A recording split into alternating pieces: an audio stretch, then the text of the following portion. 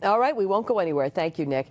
And as we mentioned, and we actually showed you in that live traffic cam shot, the roads are wet. Some of them are cleared better than others. I'm sure that anybody who had to report to work first thing this morning had a tough drive in. And Brandon Lewis is live out in it right now, and he joins us to fill us in on just how the commute is shaping up for the rest of the day. Hey, Brandon.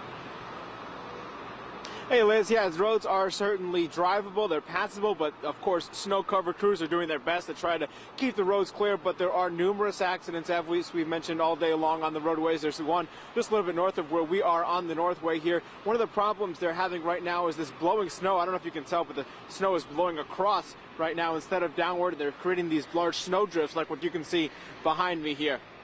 Of course, folks were up early this morning trying to do their part to keep the roadways and sidewalks clear. They are using their equipment that many of them haven't used in months, even more than a year for some of the larger snow blowers that are out there. Of course, snow is now back here in the capital region. It was kind of fun, but one of the things I had to make sure I did is I got the equipment running last night as opposed to this morning. But no, it went pretty well, and I didn't see much trouble with the storm at all. And the roads don't seem so bad. Folks are getting around pretty well. Waterford's done a great job getting the roads cleaned up, so we've been able to get around town pretty easily. And while they've been able to get around town, of course, not everyone's been able to get around. Albany Airport had more than 20 departures this morning because of that. Greyhound, Amtrak, Megabus all monitoring the conditions out there as they try to, of course, stay ahead of the storm. For many delays, though, many carriers are being flexible when it comes to rebooking or reaccommodating passengers. Call your carrier and, as always, leave plenty of time to drive safe on the roads. Live in Latham, Brandon Lewis, CBS 6 News.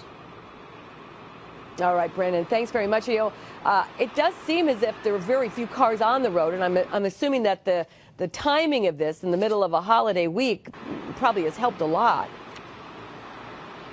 It certainly helped. There's not a lot of school buses that are out there because the kids are gone. A lot of people have the week off, so that helped the DOT last night when we were talking with them. But one of the traffic cameras that we were showing is a little bit misleading since there's an accident just a little bit past there, so traffic looks a little bit lighter than it may be. You can see behind me it's pretty active out there, so once they hit that accident spot, of course, things start to slow down a little bit. But they're working as hard as they can to clear all the accidents that are out there. They sure are. All right, Brandon, thanks very much. We'll let you get in out of the cold and check in with you a little bit later.